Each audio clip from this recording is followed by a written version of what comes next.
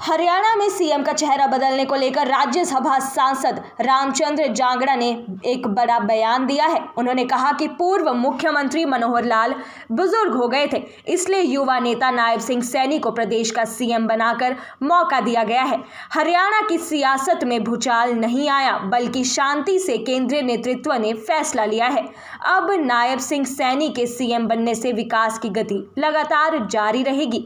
आपको बता दें कि दरअसल राज्यसभा सांसद रामचंद्र जांगड़ा चरखी दादरी के जनता कॉलेज में आयोजित दीक्षांत समारोह में बतौर मुख्य अतिथि पहुंचे थे। शिक्षा के साथ साथ दीक्षा जरूरी होती है। अगर आदमी केवल शिक्षित है और दीक्षित नहीं है तो उस शिक्षा का भी कोई औचित्य नहीं है। इसलिए हमारे प्राचीन समय से ही इसको दीक्षांत समारोह कहा जाता है, क्योंकि एक शिक्षा के जो केंद्र होते हैं वही देश के असल समृद्धि और सुख के केंद्र होते हैं, उन्हीं से देश आगे बढ़ता है।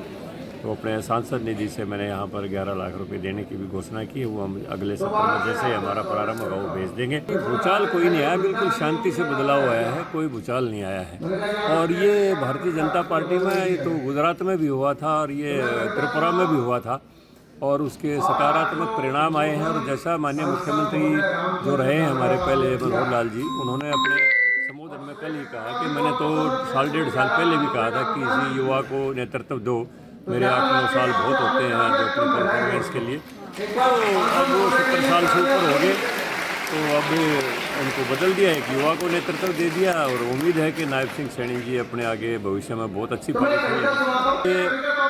उसको इंडिया कहें, ऑल इंडिया कहें, कुछ भी कहें, उनके पास ना तो नेतृत्व है ना कोई नीति है।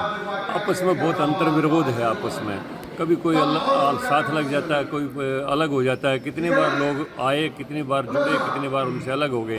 तो नेतृत्व विहीनता के बगैर कोई देश में कोई भाव नहीं मिलता है। इसलिए मैं कहता हूँ इंडिया गठबंधन वगैरह का कोई भविष्य नहीं है। पूरा देश मोदी जी के साथ है। को लेकर जेजेपी के साथ गठबंधन टूटा है। देखिए, हमारी एक राष्ट्रीय पार्टी है और एक विचारधारा के साथ चलती है। उस समय हमारा कोई चुनाव पूर्व समझौता नहीं था, केवल सरकार बनाने के लिए बाद में गठबंधन हुआ था। तो चुनाव पूर्व हमारा पहले भी समझौता नहीं था। और चुनाव में आज भी हमने जब चुनाव की पूर्व संध्या पर निर्णय लिया कि हम पहले भी अकेले लड़े थे, आज भी अकेले लड़ेंगे। वो अपना लड़ेंगे, हम अपना लड़ेंगे। जब तक सरकार चलाने का विषय था हमने बहुत अच्छी तरह से गठबंधन से सरकार चलाई है और पूरा उनको मान सम्मान दिया है। आज एक राजनीतिक विचारधारा उनकी अलग है, हमारी अलग है। वो अपनी विचारधारा से लड़े, हम अपनी विचारधारा से लड़ेंगे। लाला जी का कहना है कि मैंने पेंशन बढ़ोतरी की बात कही थी, उसको लेकर ये गठबंधन टूटा है। बीजेपी से पहले बाद में कहने की बातें हैं। पेंशन बढ़ोतरी लगातार की गई है और जिस समय हमारी सरकार आई उस समय 1000 रुपये पेंशन थी और आज 3000 रुपये पेंशन होगी है। उसमें लगातार बढ़ोतरी हुई है और यही वायदा किया था कि हम 3000 पेंशन कर देंगे, ये वायदा था हमारा और आज वो कर दिया गया है। तो ये बाद में किसी आरोप प्रत्यारोप को लगाना ये कोई स्वस्थ परंपरा नहीं है, इसलिए इन बातों से परहेज करना चाहिए।